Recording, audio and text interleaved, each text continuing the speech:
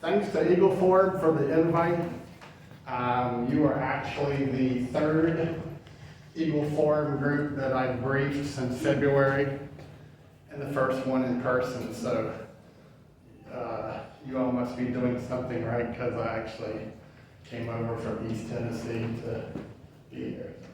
Huntsville is our old home. We lived here for 17 years, working in the defense market with the Missile Defense Agency for 17 years in emergency management and anti-terrorism.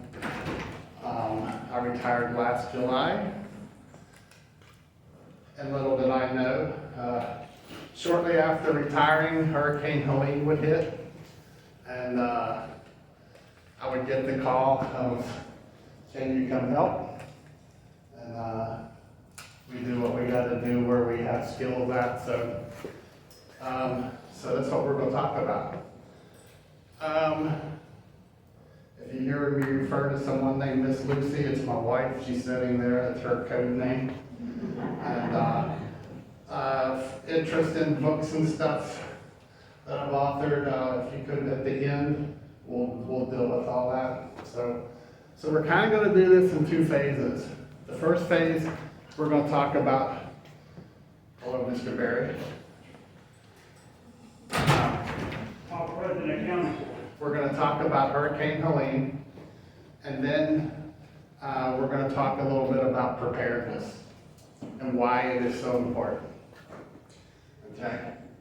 You can tell me 100 reasons why you shouldn't prepare, and I'll tell you 1,000 to your 100 why you should. Been there, done that all over the world, from Africa to Europe, working disasters. The winning ticket and the insurance policy is to be prepared. And hopefully through the first phase of this Hurricane Helene post-disaster brief, you'll understand why, okay? All right. So here's an agenda: understanding responsibilities of authorities.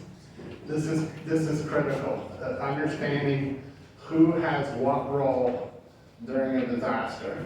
Okay.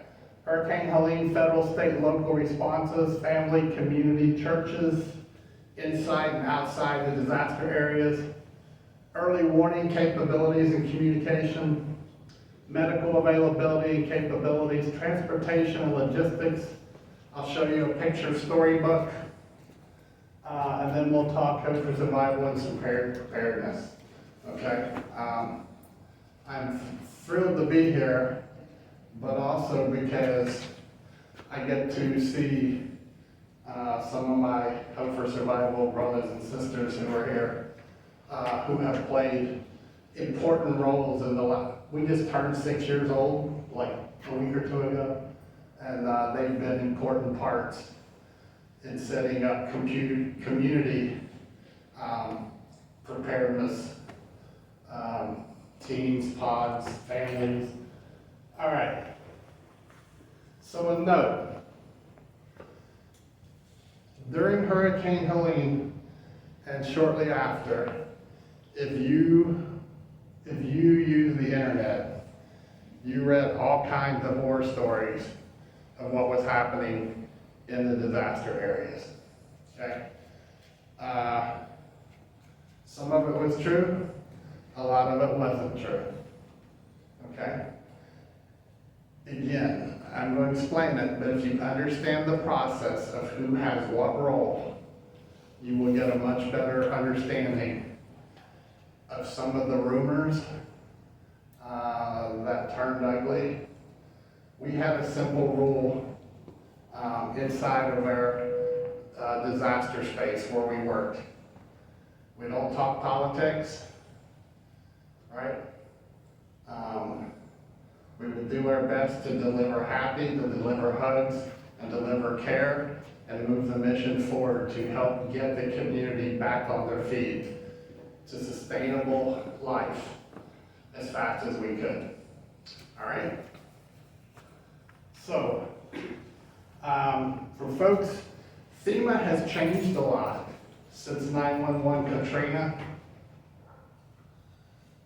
If you remember during Katrina, FEMA would come in with hots and cots, right? They would bring in 3 meals, bottles of water, and cots, based on what the governor requested via the mayor of that community. Now, FEMA came in, they came in basically with a mobile camper, like a Mercedes camper, and they were there to take appointments to discuss you filing a request for emergency aid to pay for damages that you incurred from the disaster. There were no cots, there was no food, and there was no water. Okay? So the process. If you took 100 beans and threw them up in the air, you would probably say that was the process. Okay? Understanding it is really, really important from Hurricane Helene and any future disaster, whether it's man-made, natural, or a technological disaster. So if you look in the bottom right, it says community members. Look way over to your left, it says local government. And look at all the other organizations between you in the community and your local government. These are all factors that plays a role in some people call them victims, we call them survivors, individuals who survived the event, okay? So one of the things that's really, really important during a disaster, after the risk assessment is conducted, they start determining what level of damage to people, to critical infrastructure, private businesses. Well, the governor will make what's called a level of declaration on the disaster. What level of disaster is your state governor claiming, right? Type 1 is a national support to state and local jurisdictions. A type 2 is state support to local jurisdictions. Notice it's national, state, and then type 3, 4, 5 is local resources. So if your governor declares a level 3 disaster, and everyone's asking, well, where's all the state and federal aid? You need to look to your governor and say, sir or ma'am, why did you declare this a level 3 or level 4 or level 5 disaster? Because that is the telltale of how much support you're going to get. Okay? FEMA breaks out into zones. I believe you're in zone 4.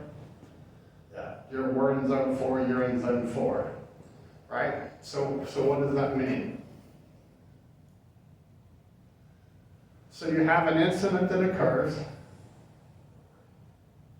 State, tribal, and local officials collect initial damage estimates, right?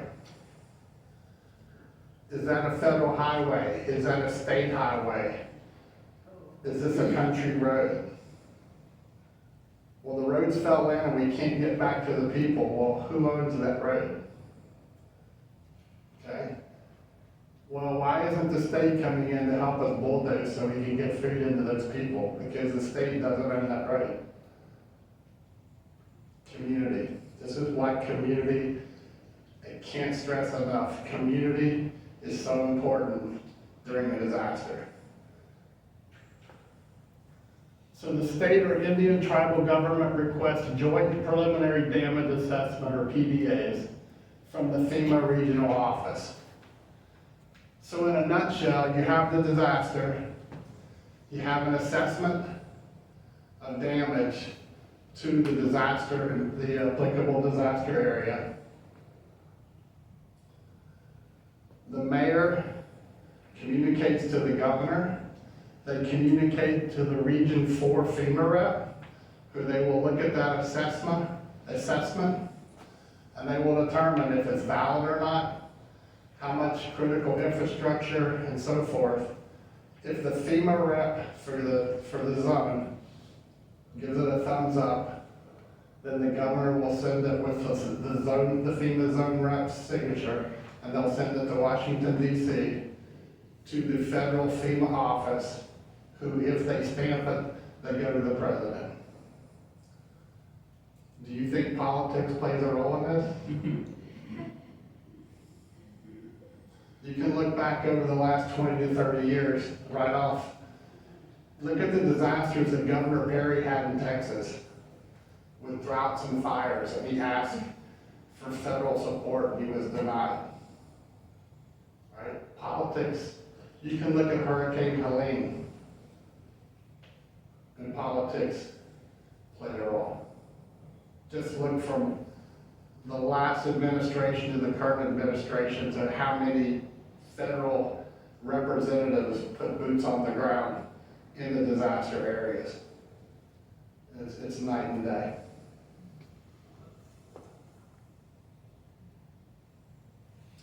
So lessons learned, does everyone get that? Who's responsible for what role? All right. Critical infrastructure, state responsibility, local community. You can go back to the end of World War II, when the communities were in hurting status and depression and so forth. Who was it that came to the aid of the people in need? The churches and the community, right? It's safe to say in the disaster areas where I was at during Helene, it was churches from outside the disaster area and volunteers. And they're still there today. So lessons learned from Helene in multiple locations.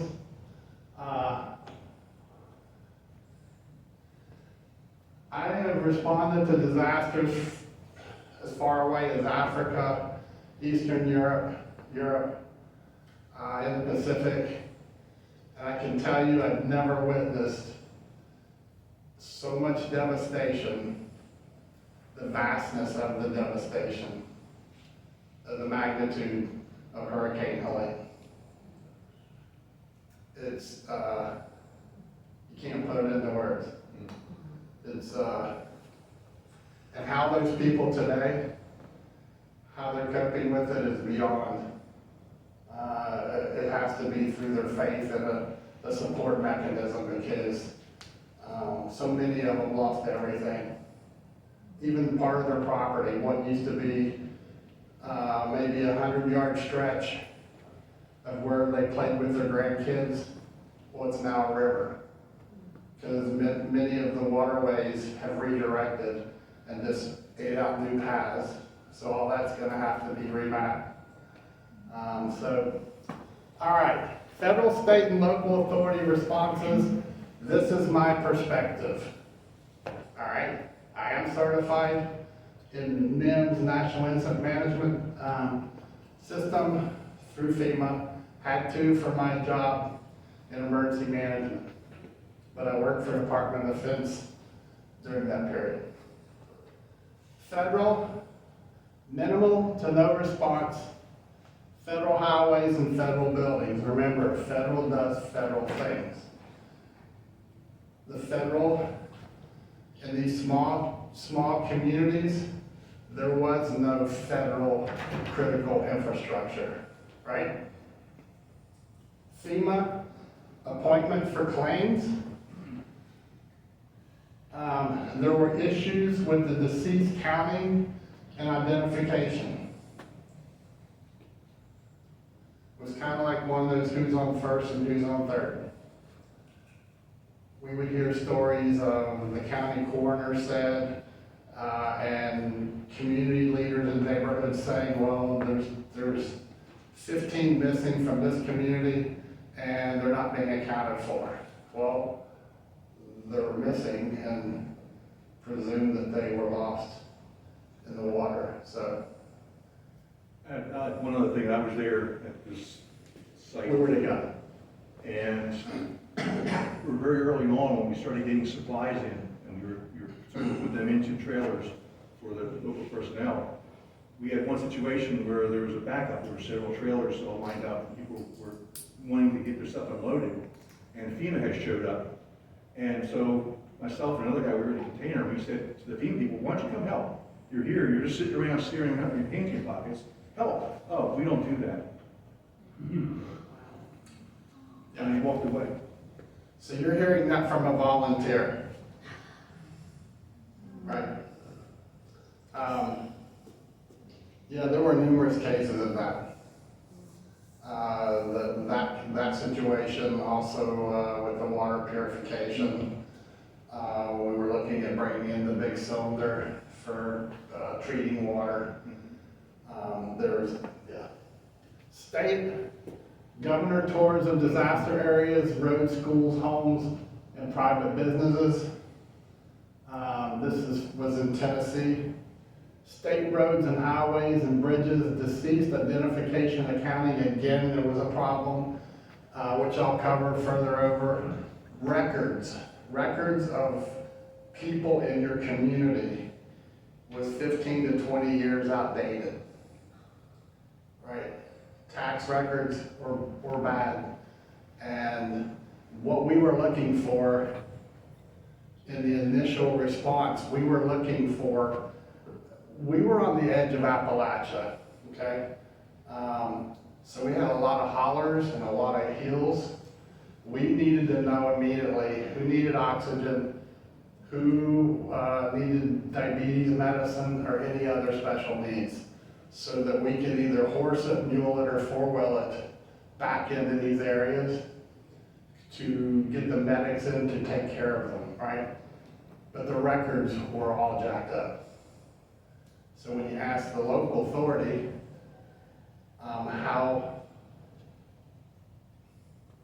how recent are your records to tell us who lives in what house on what street, they were way messed up. That is a bad problem, is when you're starting out from the beginning and you don't know who you're accounting for, is not a good start. All disasters are managed at the local level. Most communities fail to understand this. Katrina, Hurricane Helene, all of these disasters are managed locally. I don't care how many stars they have on their sleeve or how many ribbons they have on their hat. There will be someone locally, probably the fire chief, who is going to manage that disaster. Okay, they have the say. With outside support and guidance, establish command and control for response. We went in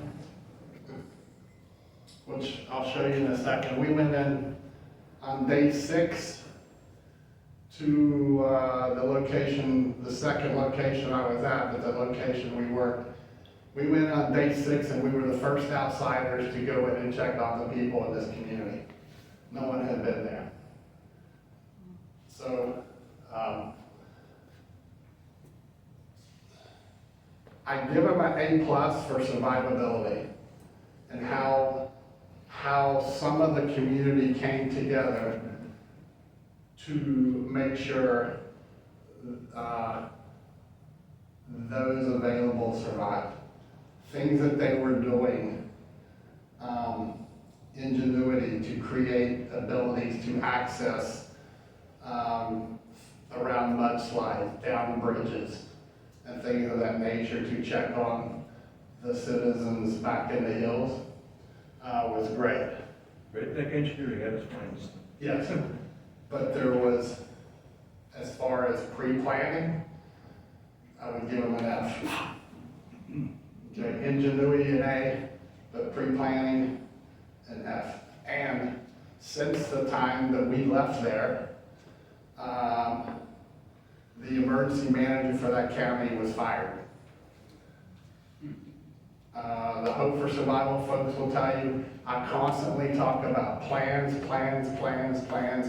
gotta have plans, you gotta have plans. They didn't have a plan, which is a violation of federal law. And the EM emergency manager was fired. So Yes. basically, you're giving an F to everybody, the federal, the state, and the local people? Or were you specifically doing it for the federal government?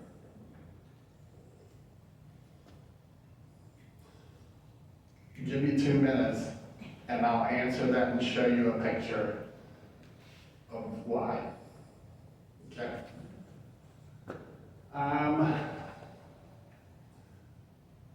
The communication and public relations, what we got down there was horrible. But it was chaos. It was chaos. Let's see, I went to Irwin. We went to Irwin, we went to Elk Mills, Poga, Damascus, Waynesville, North Carolina, over in Yancey County, North Carolina, which was probably the hardest hit of all of these areas. They're still reeling in Yancey County, but they're seeing daylight. They're getting semi-loads of donations from Lowe's with sheetrock and lumber, and but we're how many months in? This is America. We're 6 months post, 7 months post disaster, and there's people still living in tents in America. It's not acceptable. Just my opinion. Provided funding for emergency generators and resources for emergency operations center. When we went in and set up an emergency operations center, it started explaining, these are the things that you need to be doing at the county, at the town, things that we need to function. We did get support. It's hard to buy or pay for something if you don't know you need it, right? And we were explaining to them, these are things you need to do, this is why, and you need to procure these things. We need to establish these steps for the welfare of the people in this community, right? Yeah. Were you saying this, when you say telling them, are you telling the local people? Yes. Yes. And we were there as I was supporting an agency out of Ohio. The Alliance of International Office of Chaplain Corps out of Columbus, Ohio. One of our Hope for Survival members, Dr. Tracy Elder, was up there, and through a long story, she asked if I would come and support her. We both had the FEMA certification, so, but I'll tell you more on how. Provided funding for emergency generators recovered, helped establish communications within the disaster area.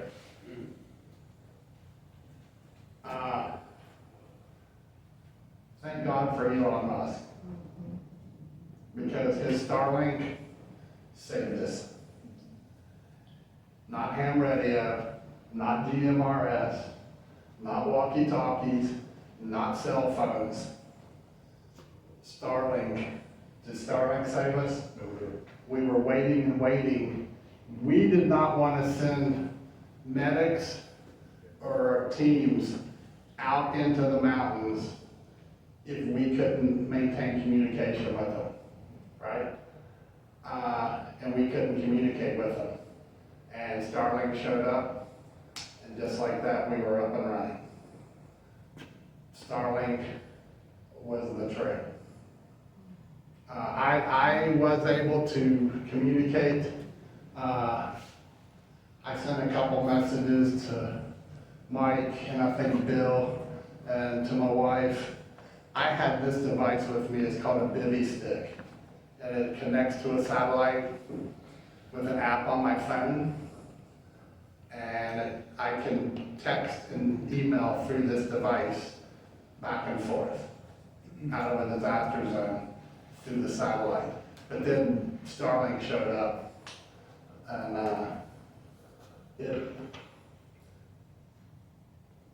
if you're into preparedness, you need to have a Starlink. I'm sorry. It's worth this $10 a month now. Once you buy the kit, for the minimal amount, you only use it during emergency, but it's worth it. All right, let's talk about in the disaster area, the family. Nearly zero disaster plans among families and communities. Remember, these are Appalachian people. God love them. Tough as nails, right? Prideful. Don't make them mad, and don't go knock on their door. Okay? If you want to talk to them, stand in the street and yell at them, and if they come out to talk to you, they'll come to the street. Don't go on their property, you'll get shot.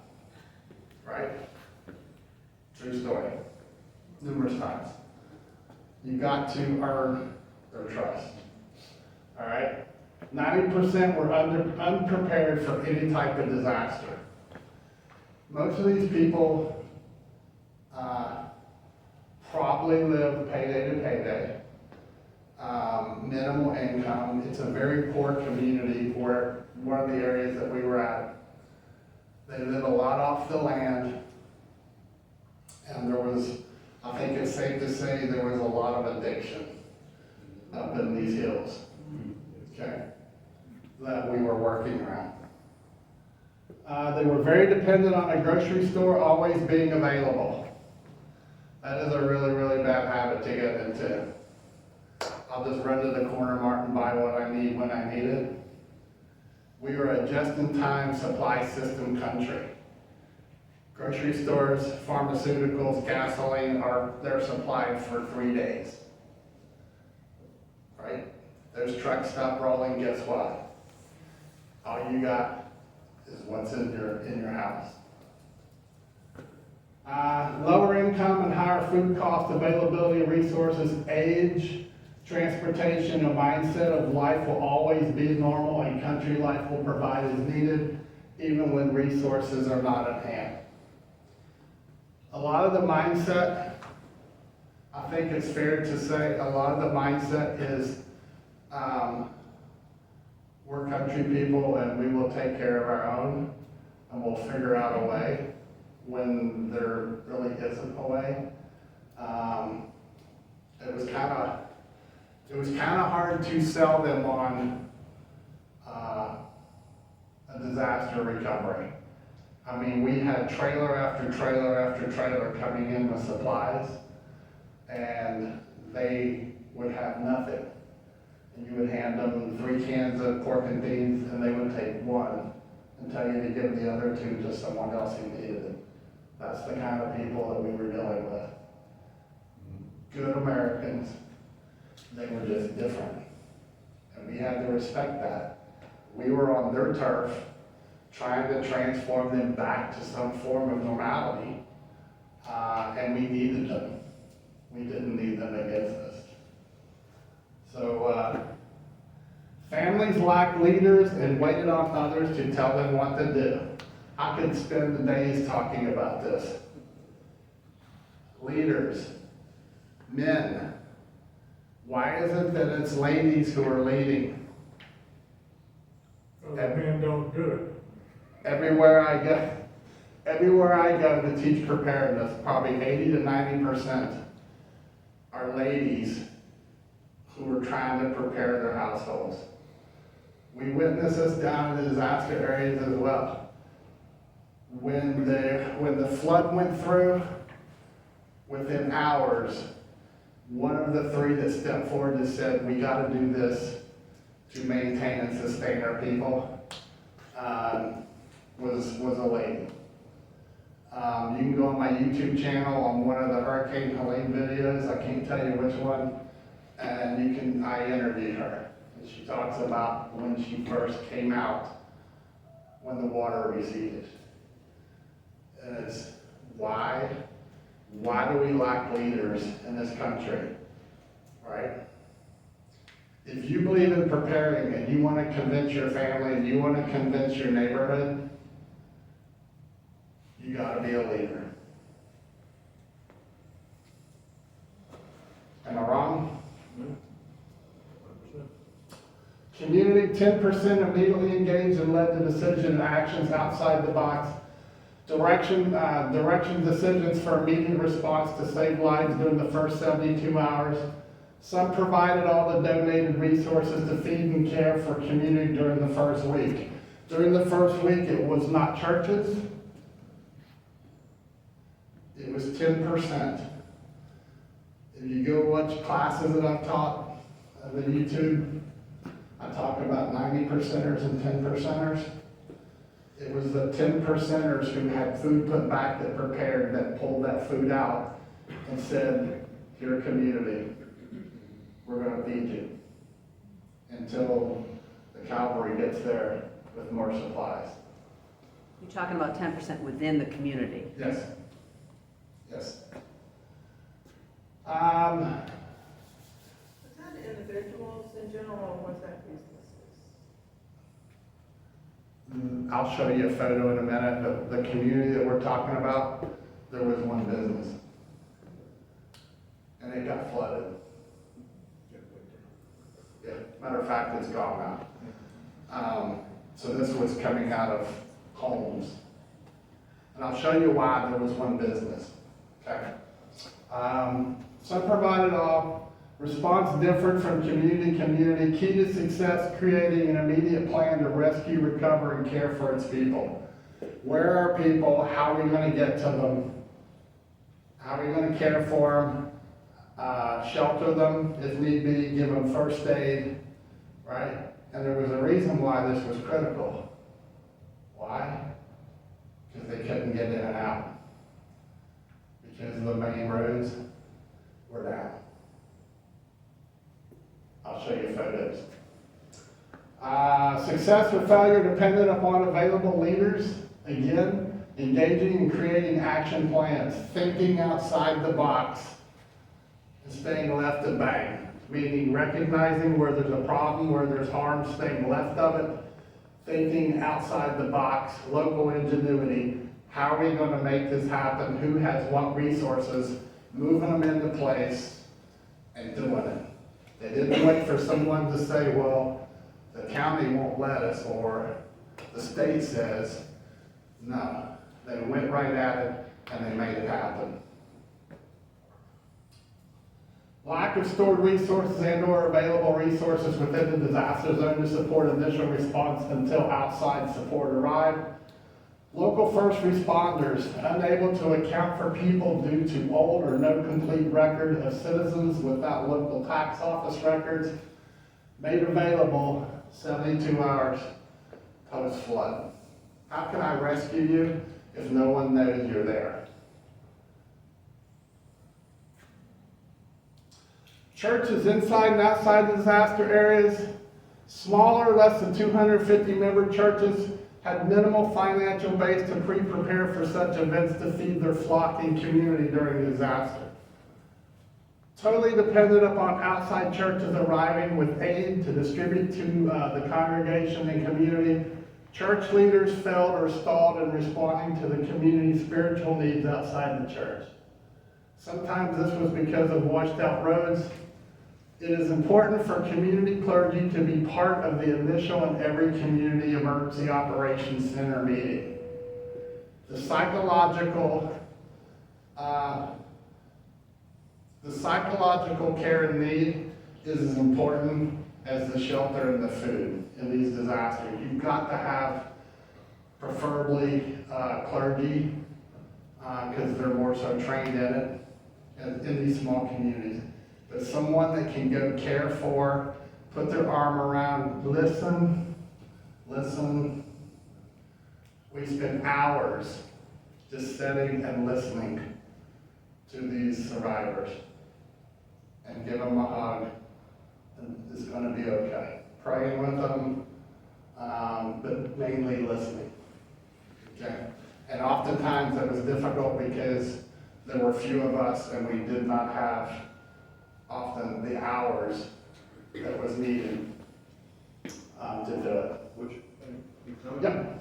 one of the things that I was surprised at was, as Bush said, when we first arrived, we were viewed as outsiders.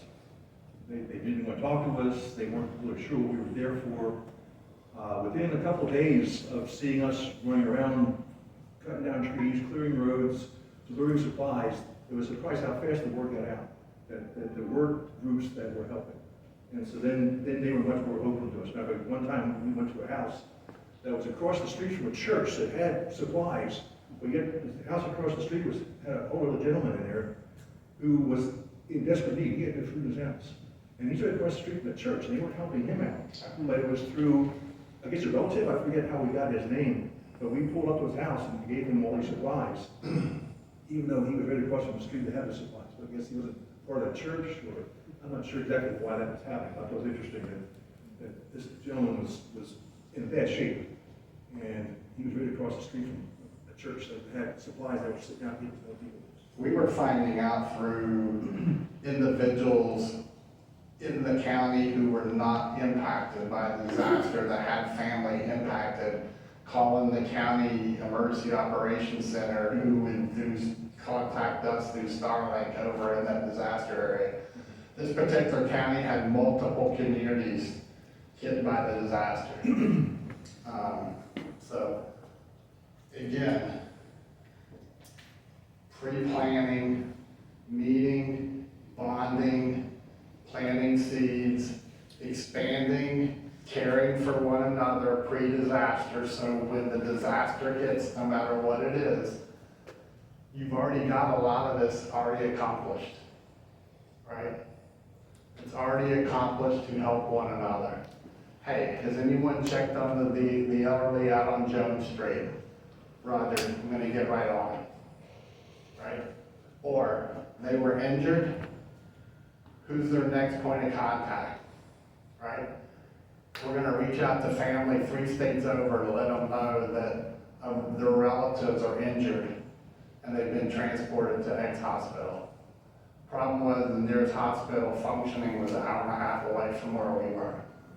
So that made it difficult. Churches outside the disaster area, quick response, volunteers, mobile kitchens, medical support and supplies, supplied both local churches and community distribution points, provided hundreds of hot meals 3 times daily for workers and local. We had packed food to have, but it was really nice when the 4-wheeler would come through with a box of 30 hot meals off of that volunteer church group out of Georgia. Barbecue chicken, some mashed potatoes and green beans. They would feed us, and then we'd transport meals up into the hills to try to get hot food to these individuals that had nothing. That was important. Self-sufficient with resources, lodging needs, and personal meals and water. The kitchens that came in, and those of us who were volunteers, we went in self-sustainable. We needed absolutely nothing to be provided to us from that community. So if you are a disaster area or you're going to support one, go in self-sustainable. What you need will really help. Without the church, the disaster areas would have struggled to survive past week 1. That was critical. Self-sustainable, does that mean you bring your own gasoline? You bring anything that you're gonna need. Food, water, shelter, everything. Food, cot, sleeping bag, anything to take care of you 24/7. First aid, medical, yep. Water, ways to treat water, whatever you have to have so that you are not taking resources from those in need. Okay. Early warning capabilities, I kind of already summed that up. We were in rocky, hilly terrain, East Tennessee, all the way into the Carolinas. And when Helene first happened, you may have heard stories of tourists that were trapped on mountaintops in North Carolina. And there was no action to help get them out. So some prepper communities in North Carolina reached out to veterans that had access to helicopters, and they were working to get the helicopters with first aid and food up into the mountains where there were mudslides, the roads were gone, to help these people. Sometimes they didn't want to leave. Okay? That puts the rescuers in danger. Okay? So that is something that you may have to deal with as well. That and homeless people. When the floods hit and everything in the mountains was washing away in North Carolina and East Tennessee, there were loads of homeless people that got washed out of the hills. So while these makeshift communities were being set up with tent cities and sometimes campers that were being donated, what they hadn't planned on are the number of homeless people who were coming out of the hills, and oftentimes they needed first aid, they often needed psychiatric care, and there were often addictions that now was part of the problems these communities were having to deal with in these like tent cities. So keep that in mind. There were a lot of them. Medical, most local medical facilities response capabilities were lost during the flood. In some cases, there were 45 minutes to an hour, hour and a half away. Minimal volunteers with medical experience the first 2 weeks. Everyone that showed up that claimed to be a medic, we asked for their license and we ran background checks on them. Because during events like this, you have people showing up out of the woodwork that are pretend Marcus Welby MD types, and they also sometimes have a past, and we ran them through the system to see if any of them had any once warts or anything like that, because we did have some children around, and we did not want anyone that was potentially a pedophile or anything of that nature having access, because we were working to set up a clinic to where folks could bring in sick kids and adults, but we did not want them caring for the people. And the first medic that we did get did not pass. Yeah, you got kicked out. Yeah. It was poser. Numerous people who needed medical needs refused to leave the property because they had heard stories out of North Carolina that if I leave my property, FEMA's going to take it from me. So there was coercing on our part for some of them to get them away, to get them to medical facilities, because their life, they were probably within 24 to 48 hours of dying. So it took a lot of trust that no one was gonna take their property, would be there when they got back and so forth. Some medical volunteers were unable to cope with the terrain and circumstances. Some of them came in all loaded, had all their gear and everything, and after about 24 hours, we had to send them to another area to work because they could not psychologically deal with the level of destruction that had taken place in this area. And it happened in North Carolina a lot too. And physical also, there's stresses. Yeah. Part. Yeah.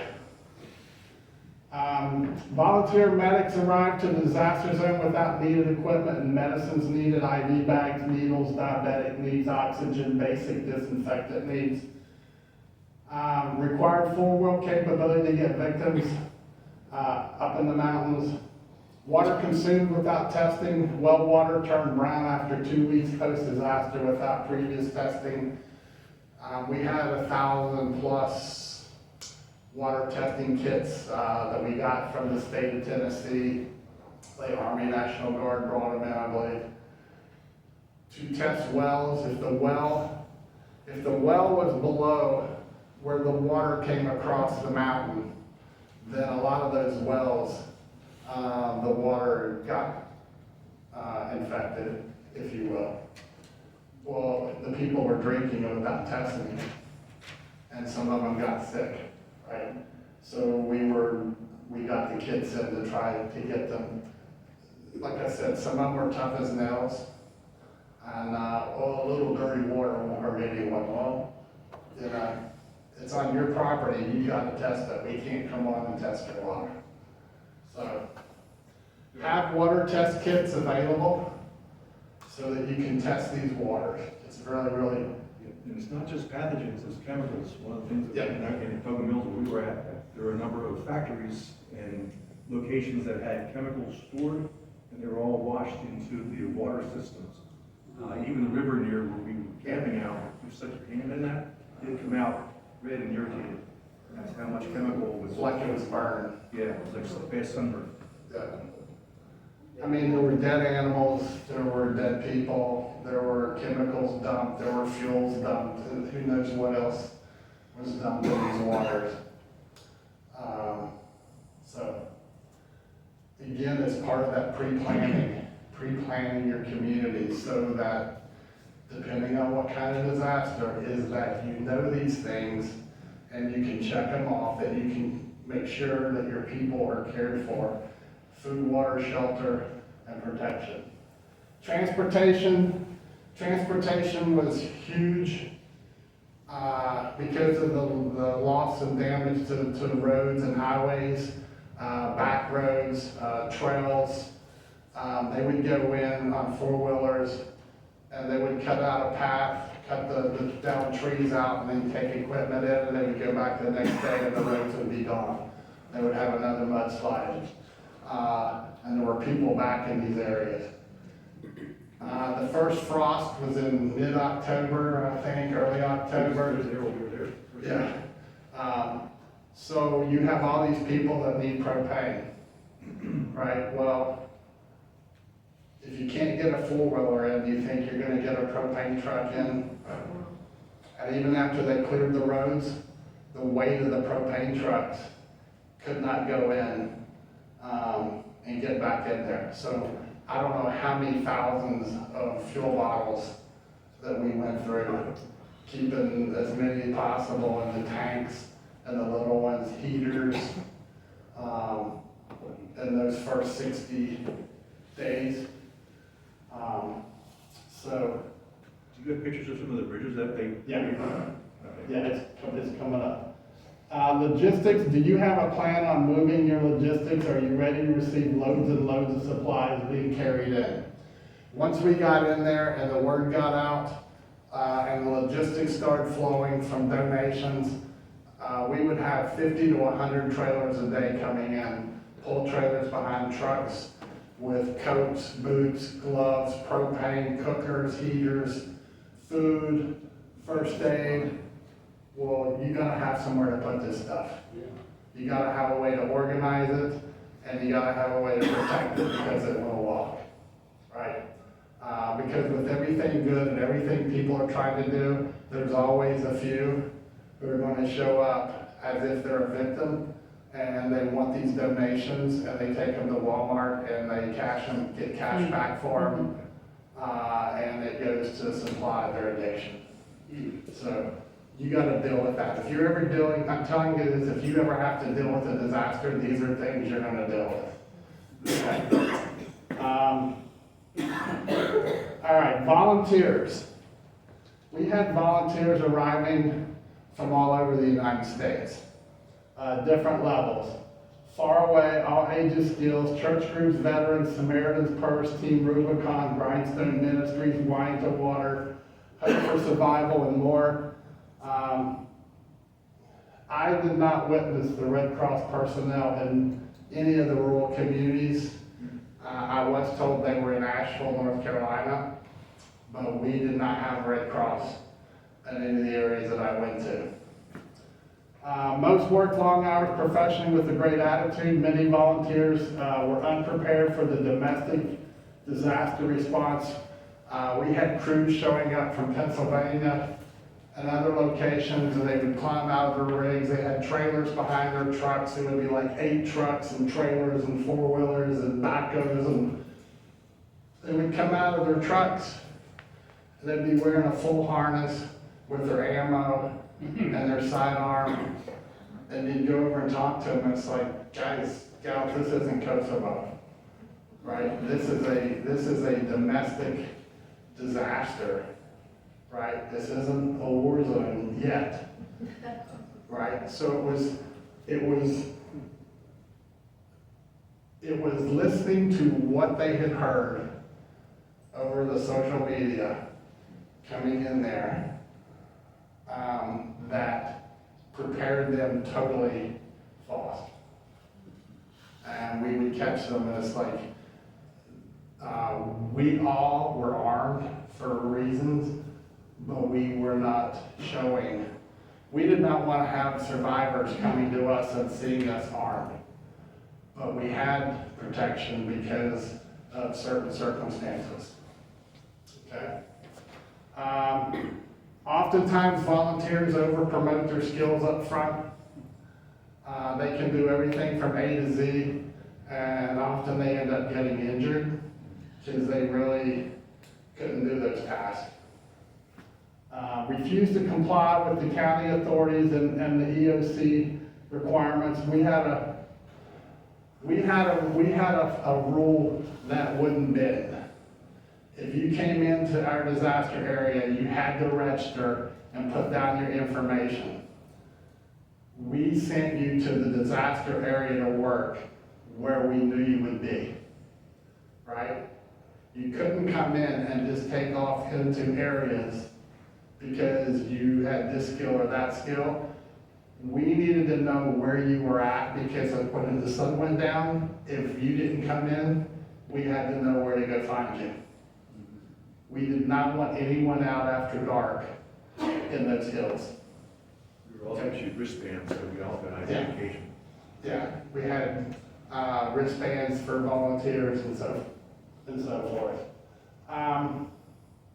Like with most disasters, they were supported the first 30 to 45 day period, and now volunteers are greatly needed, and resources to help. We've been working Hampton, Tennessee. After we came out of the area where we worked, we've been working Hampton. We finished up, we kind of went into an adopt a family mode to help a family get back in their house, and we finished, and now we're kind of working on this other one that's a little different. But there's just homes everywhere that need help. They need carpenters, they need people that can use tools to go in and put up new sheetrock and new floors and paint and insulation. There's just not enough helpers to do that because they're all coming in from the outside. All right, so Helene, here's this picture storybook. This is the community where we live. Helene hit,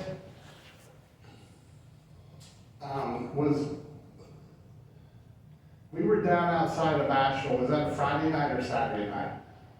Friday, we were in Hendersonville. We were coming back from Myrtle Beach and we were meeting another Hope for Survival family in Hendersonville for dinner, and we were actually gonna stay there for the weekend for an event. It was raining sideways and there was already 15 inches of rain on the ground. And I told my wife, we're gonna eat dinner and we're out of here. We're getting back across the mountain in the gorge to Tennessee. And hours after we went across is when I-40 fell in to the river. We woke up the next day, the power went out. We were without power for 25, 30 hours maybe. We were fine, had trees down, but we have a preparedness team in our community. It was out knocking on doors, checking on our neighbors, chainsaw team, and so forth. We're good. The next community over is where all the disaster started. In Morristown, Newport. In Newport, they had like one street with 11 houses and 10 of them are gone. And it was just completely gone. So it went from there all the way to Virginia and all the way south down into North Carolina. Okay, so we were good. They're still cleaning the lake, Douglas Lake. The estimate when they started the cleanup was it was going to be like 65,000 dump truck loads of debris and lumber to clear the lake. That's just one lake. So to start out, we went to Irwin, Tennessee. I went in on a Thursday with my church. We took a load of food, witnessed some of the destruction. I called my friend Dr. Eller in Columbus, Ohio, with the chaplain corps, and I said, Trace, do you still have your trailers packed? She said, yeah. She said, what do you need? I said, we need a trailer of food in Irwin, Tennessee. That was Thursday morning-ish, noon. 7 o'clock the next morning, the wife and I was in Irwin again. A semi, that picture, a 54-footer with 80,000 pounds of food and water was pulling in from Columbus. $120,000 privately funded that went to, this was one of hundreds, if not thousands, of trailers. You can't imagine the destruction in these communities. So that was in Irwin. This is one of the mini stores. The right picture is Tracy's back and her husband Tim, and we were unloading the semi and moving all of these resources and organizing them for them. From Irwin, a day or two later, we went to Elk Mills, Tennessee, Poga. The building on the left there was completely flooded. This whole area was underwater. The picture on your left, you see a helo there that was bringing in water. And the community on the right there was they were getting food that was provided by the local people, right? But that whole area where you see the building on the left, that was over at that building was about 6 feet deep in water. From the river, you don't even see the river, but it was way over to the left. Where that Black Hawk is sitting used to be a firehouse.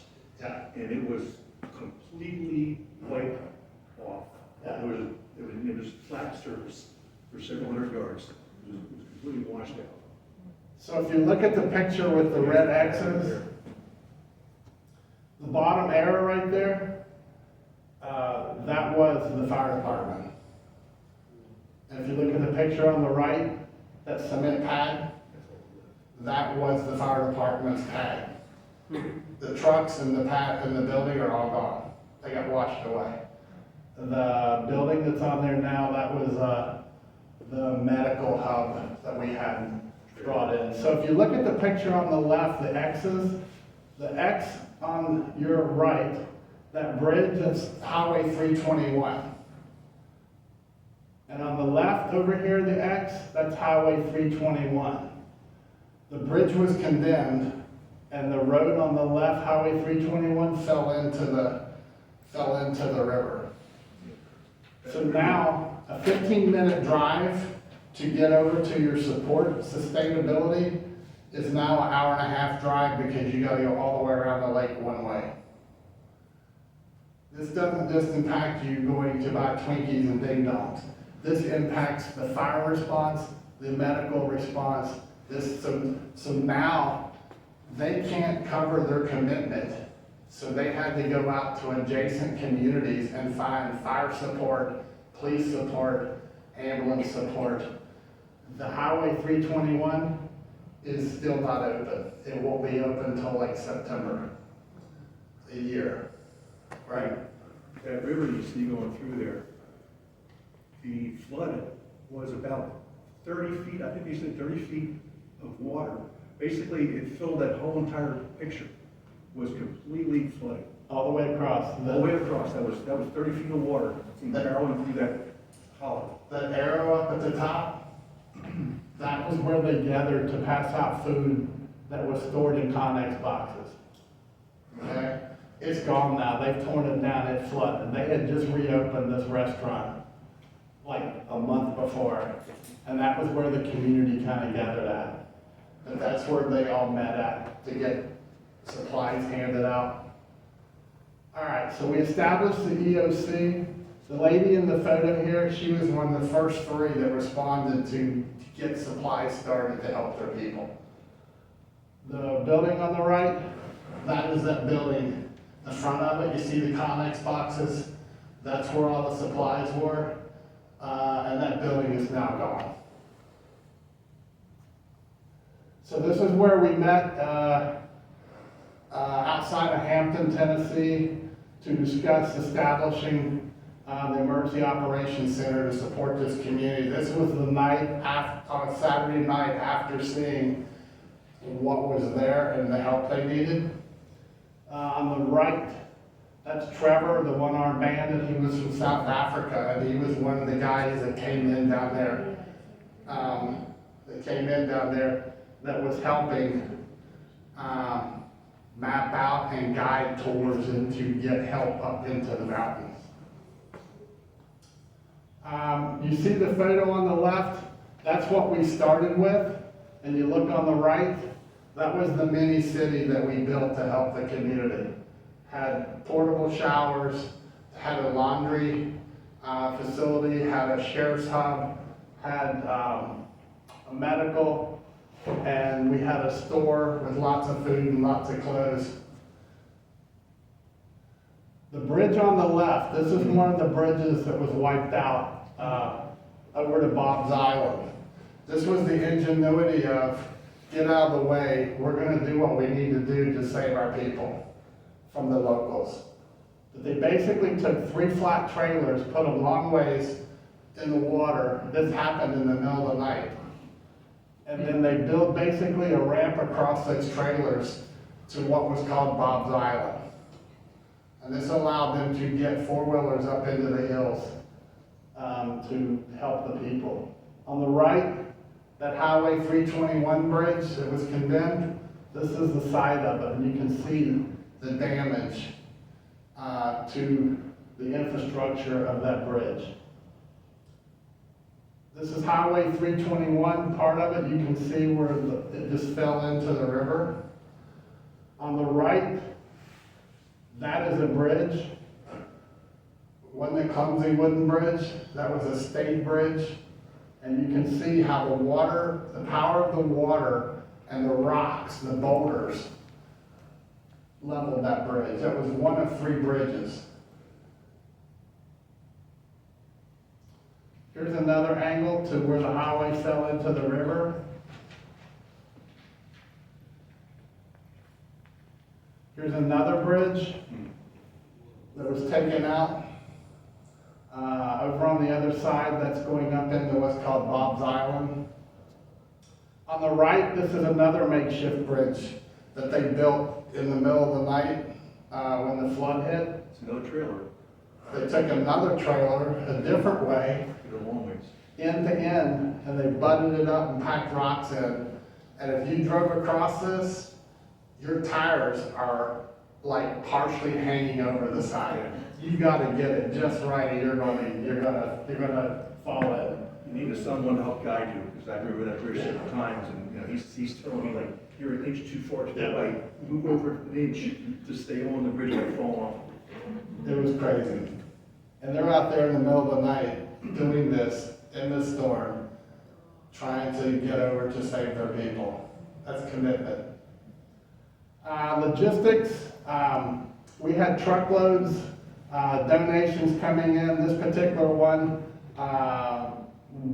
it's not something we typically do at Hope for Survival, but it just happened.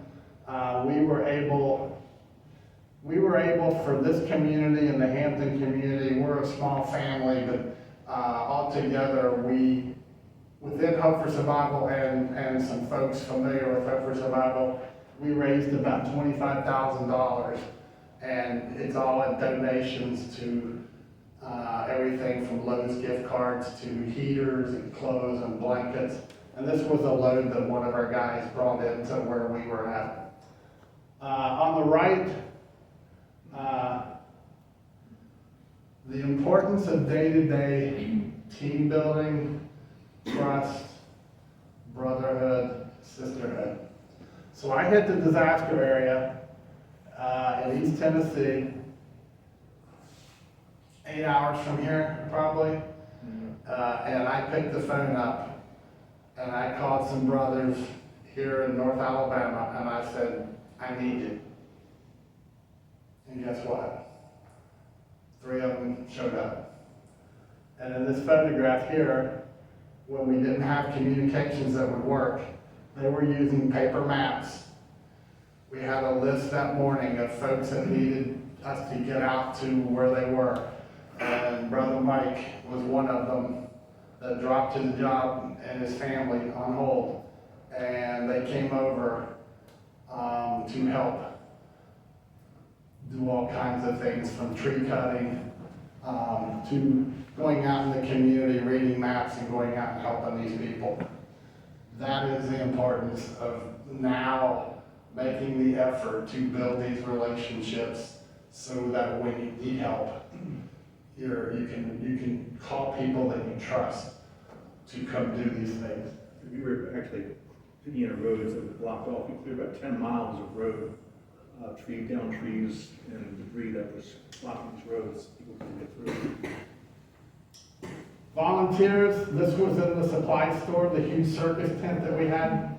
I had volunteers from Connecticut, Boston, Ohio, college kids, doctors, Virginia, Texas, and they would just show up. What can I do to help? No complaints, no whining. Some of them slept in their cars all week because there was no such thing as a hotel or motel or a Holiday Inn, none of that. Within 2 hours, or probably an hour and a half. You can see here all the tubs. This was all of the supplies that continued to flow in.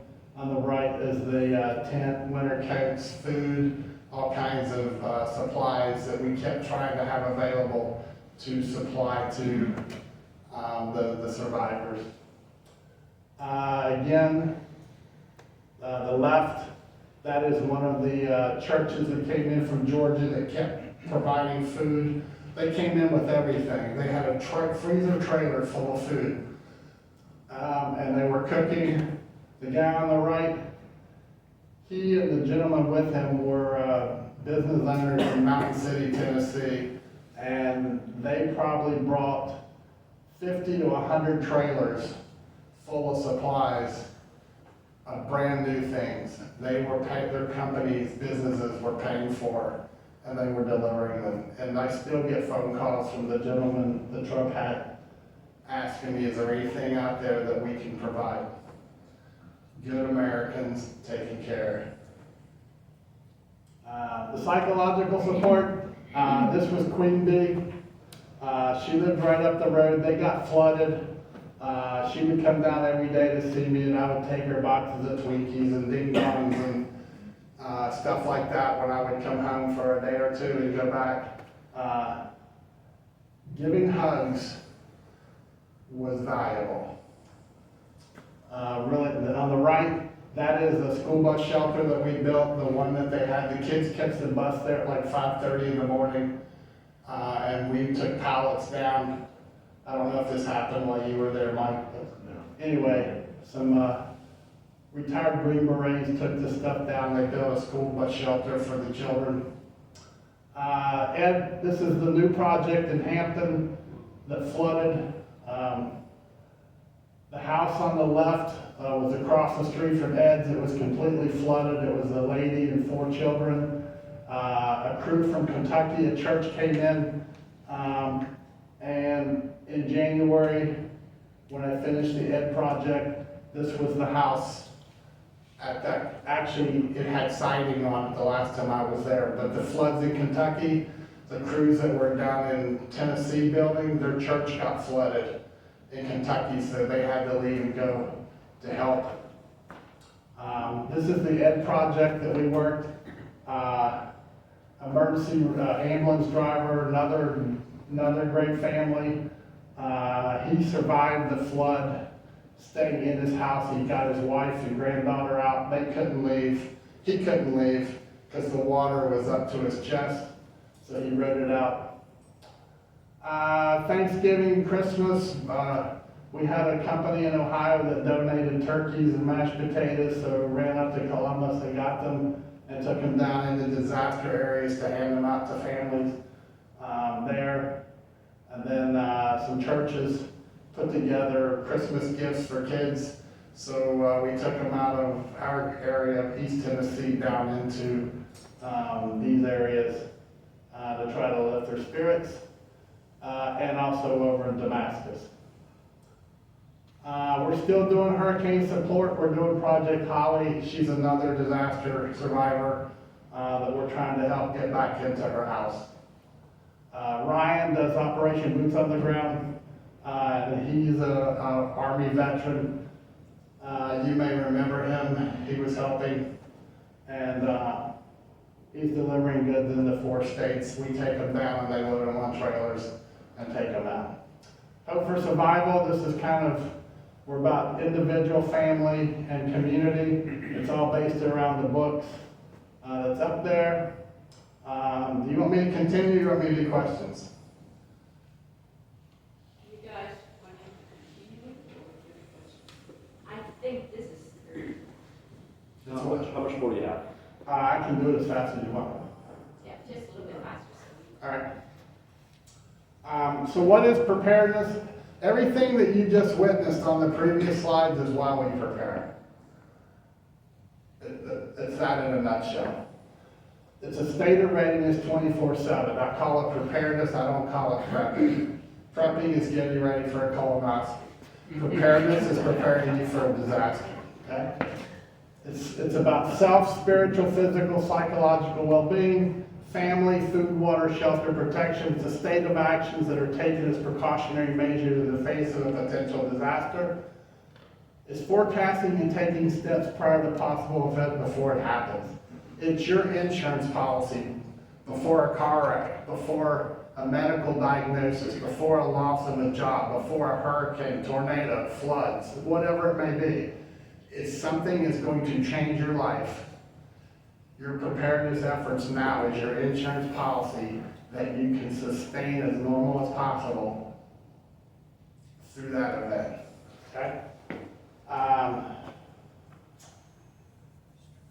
So we're talking about food, water, shelter, utility, security, routes, medicinal. There's a whole area we can talk about, which is the left of bang.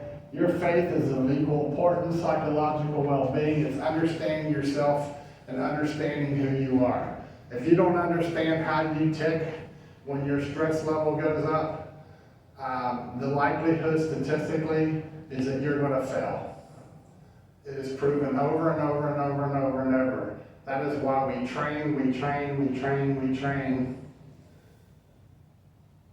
to prepare us for when we do that event. Doctors prepare by training and training and training and doing surgeries and doing surgery, right? The more you do it, your chances of failing in that task when your stress level goes up decreases. That's why it's so important. We go by the 1 is none, 2 is 1, 3 is better concept. Don't focus on the unknowns, rather focus on you and your preparedness. Cause and effect. Where do you rate yourself currently in the left and bang concept? 10%. We want people to be able to see the abnormal or something that's out of the norm before you cross that line into the danger zone. All right? If you have $10 in your checkbook and you go to the store and spend $20, you just cross that line. You know what I'm saying? Well, life is the same way. Food, all around the world now, governments are telling their people, you need to be preparing, you need to be putting food back. There's a chance of World War III, there's a chance of this, there's a chance of that. Once you get into the habit of doing this, it becomes a lifestyle. All through COVID and all through the price increases, we have pretty much lived out of what we call our store. Okay.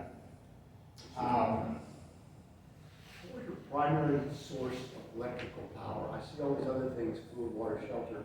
How about electrical power? We have generators, we have gas generator, we have, I wasn't in the years past, but in the last 5, I'm a big supporter of solar generator power. Because I would be gone a whole lot. My wife can't lug a 300-pound generator around, but she can go get the solar generators where they're stored and move them to where we have determined they need for freezers, refrigerators, and other things. She can move them into place. What good's a generator if your spouse can't use it? It's a dust collector, right? We look at 3 levels: short-term, mid-level, long-term. What are you preparing for? A lot of that's determined by where you live, right? Montana may be different than Florida. So you've got to look at those things, up to 10 days, 1 to 3 years, and 3 years and beyond. And in our Preparedness 101 class, we go into more detail. The personal alerting is go, alert, and stop. When you're driving along, there should be indicators that get your attention as to driving with one hand with the top down and the radio up, singing the Beach Boys, to turning the radio off, right? Slowing down, putting 2 hands on the wheel, and paying more attention. Or if you go red, there's a higher threat. I'm assuming when you say PACE, primary, alternate, contingency emergency, is that correct? Mm-hmm.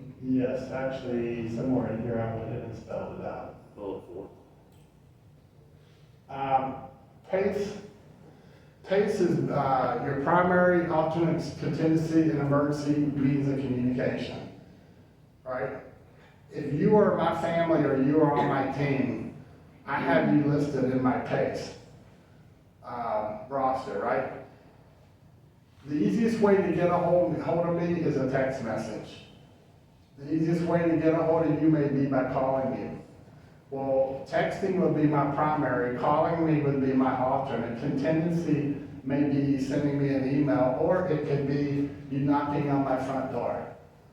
It's knowing your people and knowing how best to communicate this information if you're passing. It may mean putting a note on their windshield at work, okay? Does the Starlink work directly with the cell phone? You have to have a bivy stick. No, you don't need a baby stick. It works directly with your cell phone. So they just gave out connection numbers, so everybody's cell phone would work with the Starlink. For the period, I think Elon he gave them out in the disaster areas for, I think, 90 days, Right. maybe 120 days. And then at some point, they had either turn them in, or start paying for them.